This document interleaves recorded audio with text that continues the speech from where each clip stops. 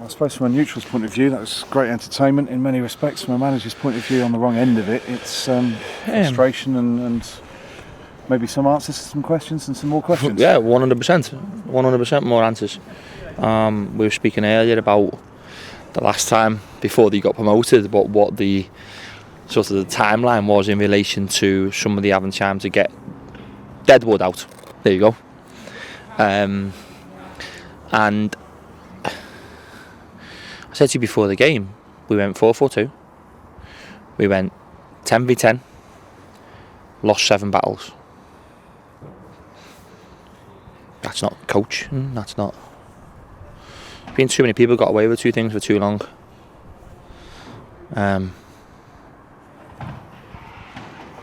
So many people don't deserve to wear a Charlton Athletic shirt. What can you do about it at this stage? Nothing. There's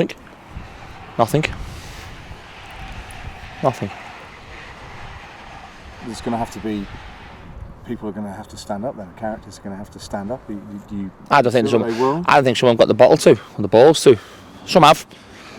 I feel gutted for Ricky Holmes in there. I think I had the fans singing a team of Ricky Holmeses. We wouldn't be where we are if we did. He wasn't the only one. I thought Novak put a right shift in today. Thought the captain showed, but obviously towards the end, once the game becomes open, it's not his type of game anymore. And we went with a different thing. But you're talking. I only wish I could be honest with you and really tell you how deep some of the problems are. And it's not. And by the way, let's take away ownership. Let's take away managerial change. Let's take away the fans. Let's take away everybody. Let's focus on the problem. We've not won enough games on the pitch. It can't be 6-7 managers. It can't be. There's so many fragments that it can't be the lack of funds that have gone in. At some stage, players have to stand up and be counted, and it's hard as a manager because you've got to keep the motivation strong. But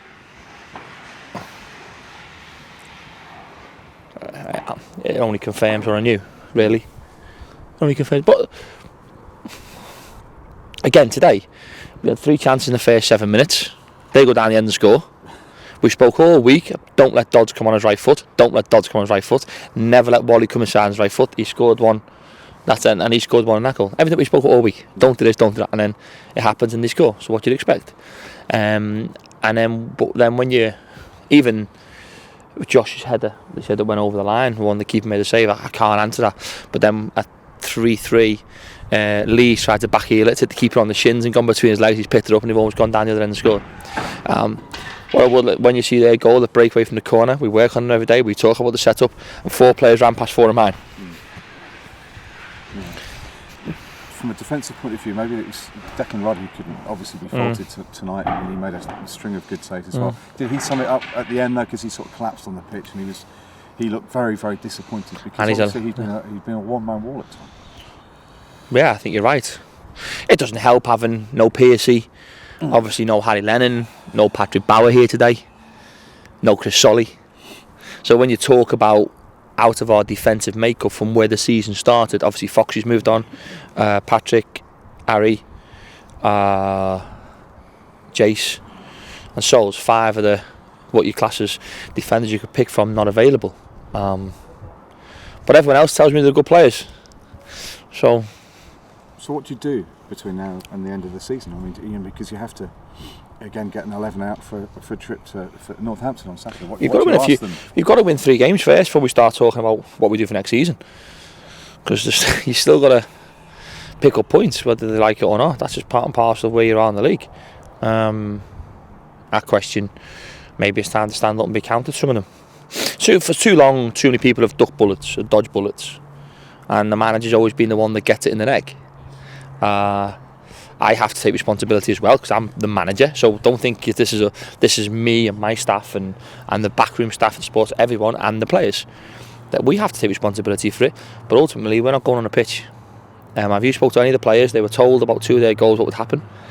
The breakaway goal was a discipline problem, and the chances missed have been a problem since the last 4 or 5 games.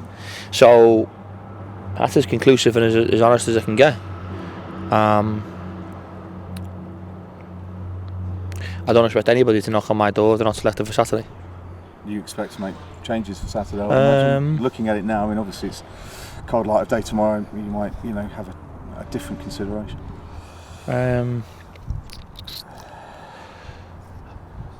I'll make a few.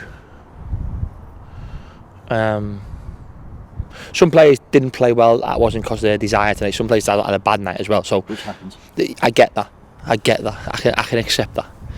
But listen, I know what I want to do, but I can't. You can't do it. So But you must be frustrated then. Yeah, that's probably the overriding emotion, because I feel sorry for the fans. Listen, they travel 4.5 hours to watch that. That's discipline. That's desire. That's caring for your club. Might get some of them to play. Can we sign non-contract players?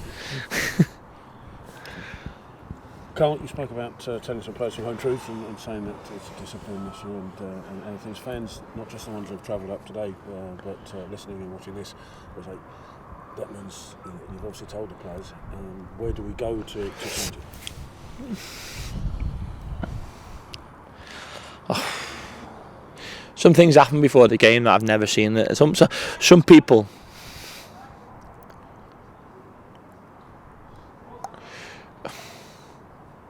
Certain things happen at this football club that I've never seen. And I don't know whether they come into work every day and thank their lucky stars that they're in this football club. Here's an interesting one. What player on this pitch has probably come from the lowest level? Who? Go on, there's a question for you. The boy from Staines? Yeah, Joe Rebo. And who else? Somebody lower than that. Wally came Not from... on our pitch. Ricky Holmes. Ricky Holmes, yeah. Ricky Holmes got released at Gillingham. Some players have come from Champions League clubs. Some players have come from Championship. Come from Premier League clubs. Yeah, someone comes from Staines and lower league clubs like Ricky did. Maybe that's because sometimes they look at this football club as the holy grail, as the be-all and end-all and the life. And listen, Jacko does as well, 100%. And there's a lot of them in there that do care. So don't think this sounds like a blanket criticism. It's not. I'd say 40% of the squad don't care enough. At the moment, I think I 7 injured as well. So I think everybody here, this is the only fit players I had here. So it's not like I've got players back at Ranch that I can bring in. But it is what it is, my friend. We've got to change it quickly. And on Saturday, will you have any of those injured players back? We have to wait and see 7 days for Patrick, make sure he comes through all of his stages. And there's a concussion at the weekend. So, other than that, Souls are still suspended. 1 more game left now for him. So we'll see. Listen, it's as honest as a pre-match, post-match you're going to get. I think it's as straight as you're going to get. I'm not shaking responsibility either. So to the players in there, that this hurts me. But the biggest overriding emotion is, God, come on, frustration. And which we're looking forward to next season and everything else. We were speaking here about Chris Powell, about, I think, finished 15th in the league in League One. And he had that back end of the season where I think it was 2 draws in so many games. And he got to the summer and went, bye. I look forward to that day. But in the meantime, they have contracts. And contracts that run for next year. Who's going to take some of them? Would Shrewsbury take any? Bury? Oxford? So, harsh words. If they don't like it, come and speak to me. If it's not fair, come and speak to me.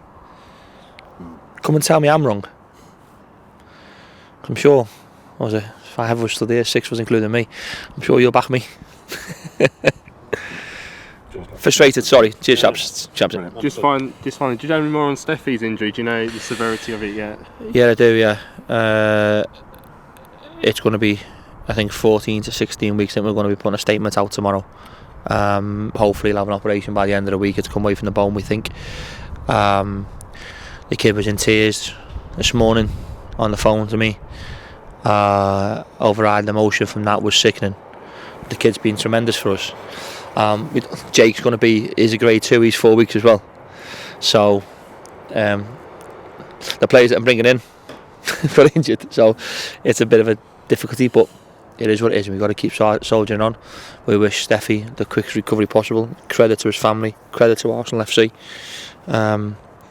Love to have him back next year, but that'll be in the hands of obviously Arsenal. And I spoke to Ian right before, and he's given a phone call for me today just to try and give him a bit of a G up and talk about the injuries he's had, and we've got to do everything we possibly can. I know it's not always in what we do now as a coach, but emotionally we have to support him and we have to try and get him back on his feet. Tremendous kid, tremendous talent, and a really sickness to all of us.